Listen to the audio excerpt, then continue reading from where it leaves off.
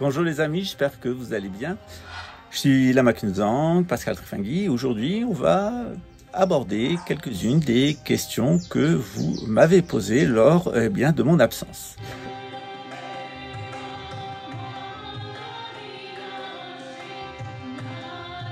Alors, une des premières questions que vous m'avez posées, c'est une question de la sexualité. Il y a beaucoup de questions qui sont revenues sur l'hétérosexualité, l'homosexualité, la bisexualité, la transsexualité. Donc, je vais faire un petit cours en ligne. Ce sera un petit cours gratuit, mais il faudra juste s'inscrire pour savoir qui est là, parce qu'on a de temps en temps des personnes qui se comportent mal sur Internet, donc ça nous permet un peu de filtrer, de savoir qui est là.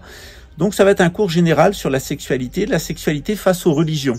Pourquoi certaines religions sont indifférentes à l'homosexualité, pourquoi d'autres l'interdisent, pourquoi il y a des religions patriarcales, pourquoi il y a des religions matriarcales, pourquoi il y a des religions pédérastiques où la transmission se fait d'adulte à enfant, que ce soit une femme ou un homme, c'est ce qu'on appelle les pédérastiques, de pédos, l'enfant. Ça n'a rien à voir avec la pédophilie. Pédophilie, c'est l'amour des enfants pour le sexe. On devrait d'ailleurs dire pédocriminalité. On va parler de ça, on parlera aussi de l'inceste. Pourquoi l'inceste est interdit par toutes les religions sans exception.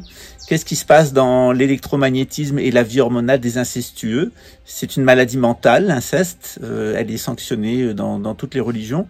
Ça, c'est la première question. C'est les religions et la sexualité. C'est quelque chose un sujet qui est rarement abordé de façon intégrale. Vous allez avoir des points de vue musulmans, etc. sur la sexualité, mais quelqu'un qui vous parle de la sexualité selon le point de vue de toutes les religions, c'est rare. Et c'est ce qu'on va faire ensemble. Ça existe, je suis pas le seul, mais c'est rare. La deuxième question qui revient le plus souvent, c'est la Troisième Guerre mondiale. Donc, on va bien parler de la Troisième Guerre mondiale dans le détail.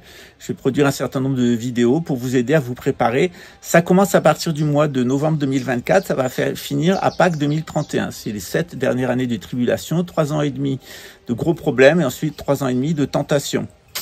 On va savoir quand vous allez craquer, est-ce que vous allez vous désespérer pendant les événements difficiles ou est-ce que vous allez vous laisser séduire par la sphère de l'antéchrist pendant les 3 ans et demi de séduction qui amèneront les événements de Jérusalem, décrits par le prophète Zacharias et par l'islam.